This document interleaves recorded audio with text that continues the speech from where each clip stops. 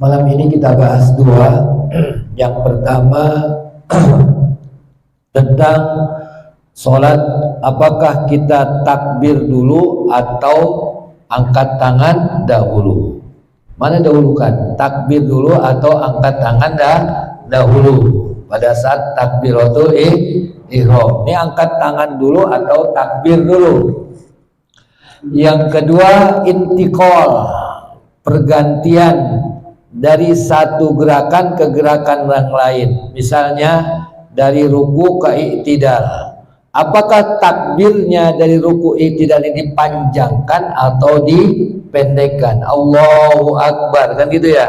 Ya apa tidak? Pada saat kita mau sujud Allahu Akbar, dipanjangkan kalimat takbirnya atau dipendekkan? Aqimu wujuhakum inda kulli masjidin. Aqimu wujuhakum, dirikanlah sholat. Qoma yakumu. Ya, qoma yakumu. Tadi qala yakulu, qoma yakumu. Ya, kum, dirikanlah sholat. Ya, dirikanlah sholat. Kerjakanlah sholat. Wujuhakum inda kulli masjidin, yaitu sholat berjamaah setiap di masjid. Ya, ini udah umur-umur kayak kita masih ke masjid aja, mau ngapain lagi kita yang ditunggu? Jangan sampai ke masjidnya udah waktu kita bukan sholat tapi sholatin.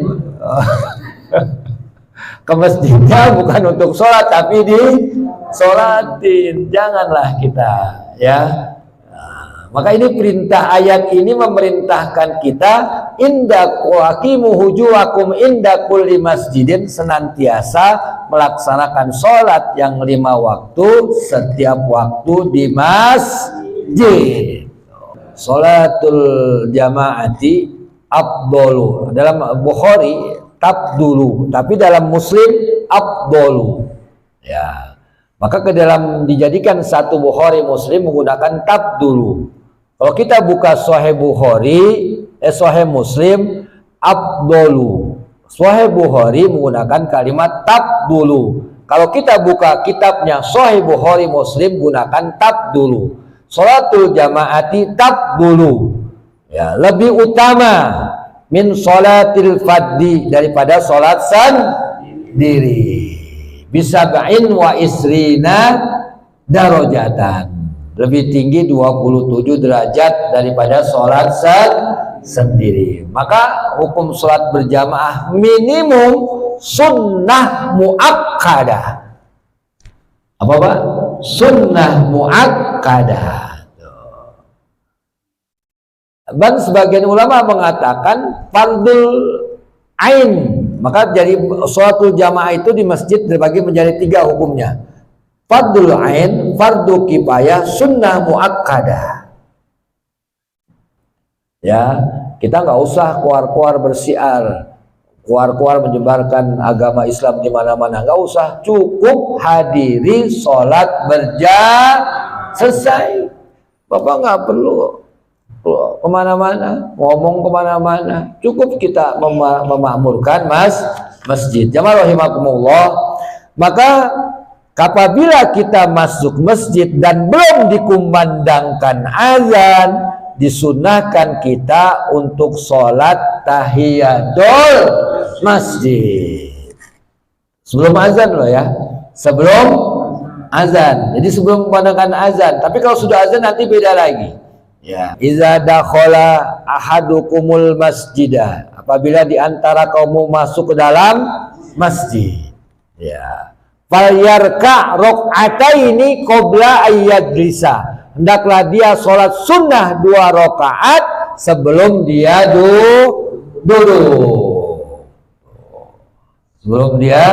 duduk. Maka sholat tahiyatul masjid tidak terikat dengan waktu.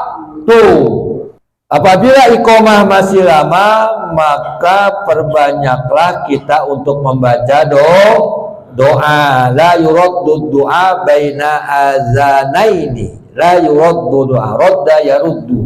Tidak akan tertolak doa baina azaini, setelah azan sebelum qomat. Maka kalau sudah azan sebelum qomat kita melaksanakan sholat sunnah qobliyah atau sholat sunnah rawatib. Mau zuhur kah, asar kah, maghrib kah, isya kah, subuh kah, maka kita disunahkan untuk sholat sunnah qobliyah. Semuanya ada, hanya bedanya muakkad dan ghairu muakkad.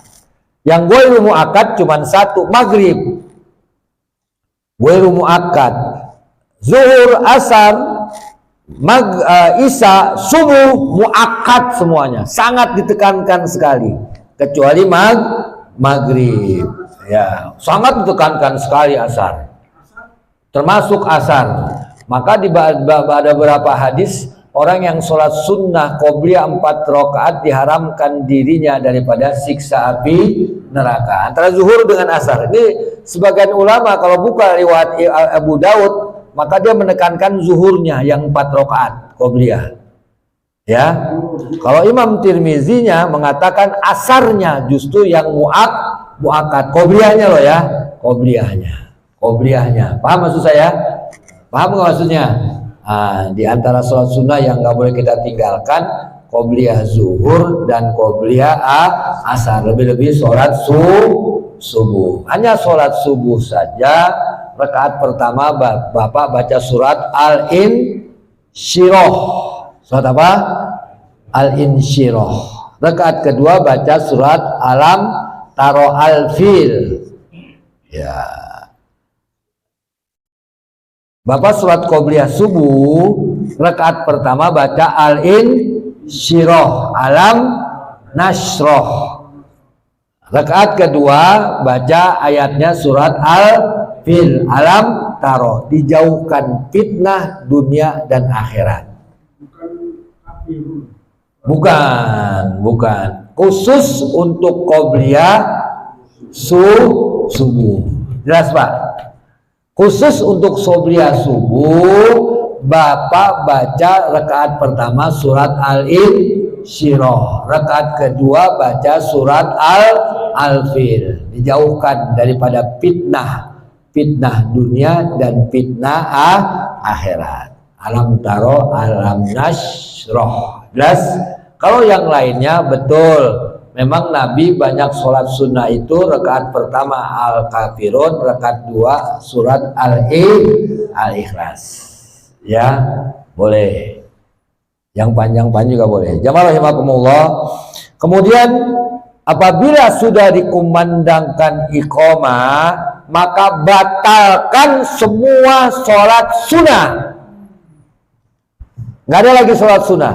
Hanya kan suaman sholat maka keuntungan orang yang sholat berjamaah walaupun nggak melaksanakan tahiyal masjid dapat pahala tahiyal masjid, nggak melaksanakan sholat sunnah rawatib dapat pahala sholat sunnah baik qobliyah maupun ba'diyah. Itu keuntungannya.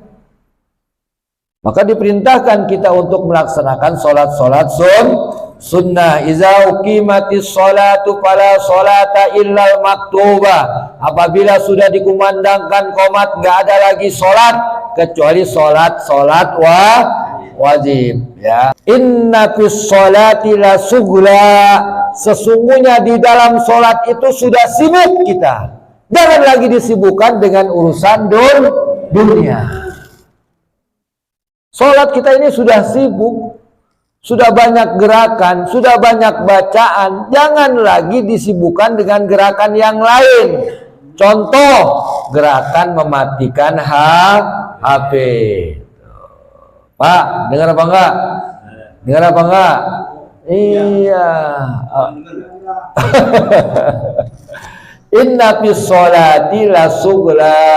Dalam sholat itu sudah lamu takkid, banyak sekali kesibukan kita. Udah banyak kesibukan kita. Dalam sholat, bacaan harus kita baca, gerakan harus kita gerakan, ya pikiran kita, hati kita, semuanya udah banyak. Jangan lagi. Maka dalam kitab Fathul Bari, apabila ada HP itu bunyi, segera matikan. Di mana naruhnya? Biasanya di depan atau di kantong? Kalau di kantong sudah, kantong ambil matikan. Karena ini termasuk gerakan sholat, dan yang kedua ini gerakan yang sangat dibutuhkan. Kalau nggak dimatikan, itu satu masjid, satu musola kedengeran semuanya. Dengeran apa enggak? Jadi nggak apa-apa, kita ambil, matikan, taruh lagi. Karena ini termasuk gerakan sholat, dan ini gerakan yang sangat dibutuhkan. Dalam kitab Fathul Bari, Imam Ibnu Hajar mengatakan bahwa apabila mendengar suara, segera mematikan walaupun sedang dalam keadaan sholat, tidak membatalkan, karena ini termasuk gerakan sholat dan gerakan yang sangat dibutuhkan. Fathul Bari juz 2 halaman 389 ya. Yang ketiga, lihat sopnya, sowu supu pakum, fa inna taswiyata sopi min tamamis sholah. Ya, sowu supu pakum, rapat dan luruskan. Tapi jangan kayak orang-orang main injek-injekan kaki. Innama ju'ilal imamu liyu'minna. Sesungguhnya dijadikan seorang imam itu untuk diikutin. Dengar apa enggak? Dengar apa enggak? Kita lagi baca Fatihah, imam sudah ruku, enggak usah diselesaikan Fatihahnya. Yang kira-kira nanti bisa imam sudah i'tidal, kita belum ruku juga, maka hilang pahala jamaah kita. Iza raka'a farka'u wa iza qala sami'allahu liman hamidah faqulu rabbana lakal hamdu. Apabila imam ruku, apabila imam sujud, ikutin aja kita semuanya ya. Iza shalla kabbara summa rafa'a yadayhi. Iza shalla kabbara berarti takbir dulu baru angkat tangan. Dalam hadis ini memang sahabat kan beda pendapat. Jadi sahabat itu ada ngelihat Nabi itu berbeda-beda. Di dalam hadis ini Sahih Muslim, iza shalla kabbara, dari Abdullah bin Abbas. Jadi Abdullah bin Abbas ini sepupu Nabi. Bapaknya adalah Abbas bin Abdul Muttalib. Abbas bin Abdul Muttalib ini anak bungsunya daripada Abdul Muttalib. Dia punya anak 10. Punya anak 10. Ya, punya anak 10. Maka nanti Abdullah lah yang jadikan korban sampai nanti 100 ekor unta. Abdullah bin Abbas ini sepupu Nabi ya. Karena Abdullah dengan Abbas ini saudara, adik kakak gitu ya. Maka Abbas bin Abdul Muttalib ini lahir 4 tahun sebelum Nabi hijrah ya. Nabi umur 40, 13, 53 tahun. Berarti umur 49 tahun Abdullah bin Abbas baru lahir. Maka begitu anak Abdullah bin Abbas ini lahir, diserahkan kepada Nabi. Maka Nabilah yang mengazankan di telinga kanan dan mengiqamatkan di telinga kiri. Maka Nabi langsung berpesan bahwa abahal khalifah, bahwa ini anak nanti akan menurunkan khalifah, pemimpin-pemimpin. Maka kenalah kita dengan khalifah Abbasiyah, ya apa tidak? Ada khalifah Abbasiyah. Ya, ada khalifah Abbasiyah ya, yang berpusat di Baghdad. Nanti turunannya daripada Abdullah bin Abbas. Maka ada Bani Abbasiyah, khalifah Bani Abbasiyah. Bayangkan Nabi dari bayi udah disampaikan. Ini anak nanti akan melahirkan keturunan para khalifah. Maka turunlah khalifah Bani Abbasiyah dari Abdullah bin Abbas.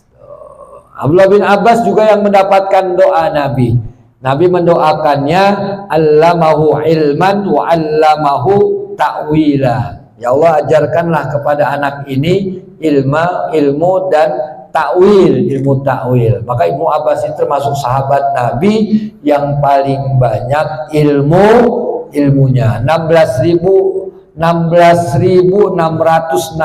hadis daripada Abdullah bin Abbas. Ya, ahli juga. Iza shalla kabbara summa rafa'a yadayhi. Apabila kamu sholat, takbir dulu baru ngangkat tangan. Ini adalah mazhab Imam Hanafi.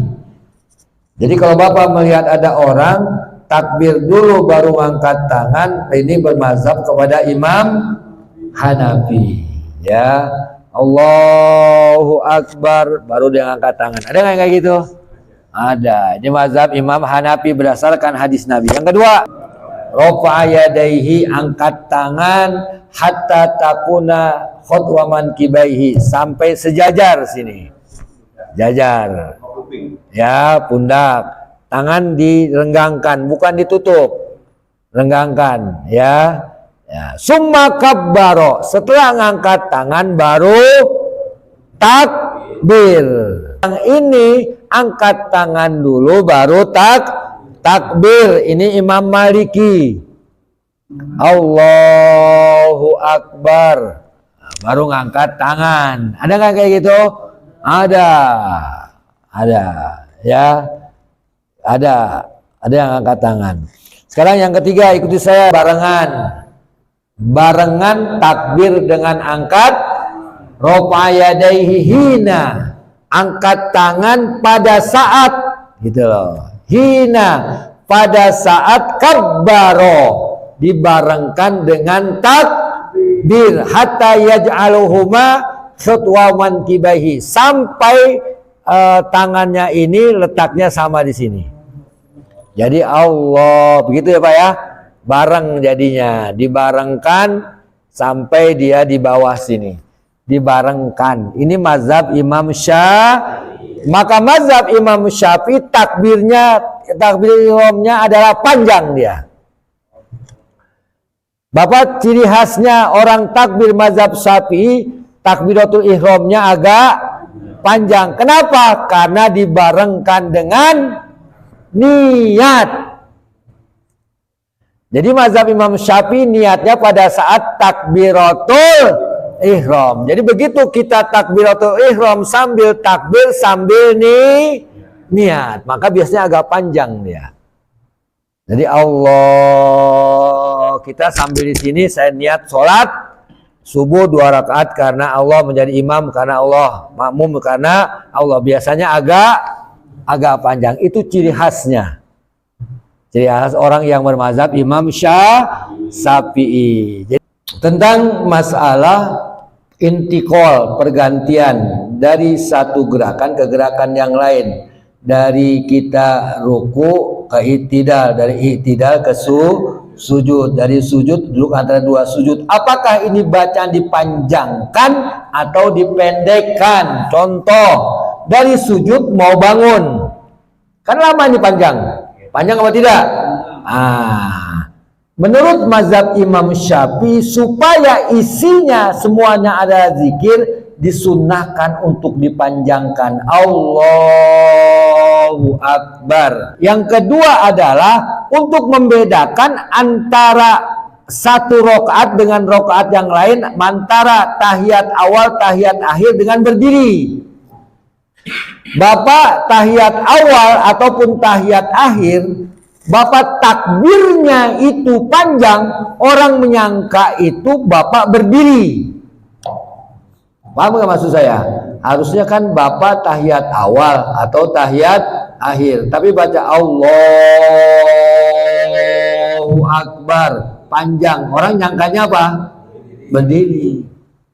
Jadi harus pakai irama di sini. Kapan kita memanjangkan dan kapan kita memendekkan. Jadi imam, jadi makmum mengerti. Allahu Akbar berarti imam berdiri. Rakaat pertama, rakaat kedua, rakaat ketiga, rakaat keempat. Jadi kalau Bapak tahiyat awal, tahiyat akhir, jangan dipanjangkan takbirnya. Nah, menurut mazhab Syafi'i bahwa disunnahkan untuk membaca takbirnya mengganti satu dengan yang lainnya gerakan dipanjangkan. Supaya apa? Di dalam kita gerakan dan ucapan semuanya mengandung zikir. Kalau Bapak Allahu Akbar. Nah, ini kan tidak mengandung zikir. Ada waktunya yang kepotong di sini. Ya, paham semuanya?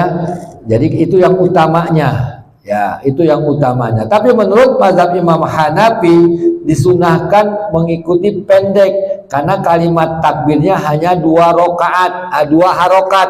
Allah itu 2 harokat. Allah itu aja habisnya. Paham nggak maksudnya? Allah. Tapi menurut mazhab Imam Syafi'i ini nggak berlaku. Kenapa? Karena semuanya supaya isinya adalah zikir. Bebas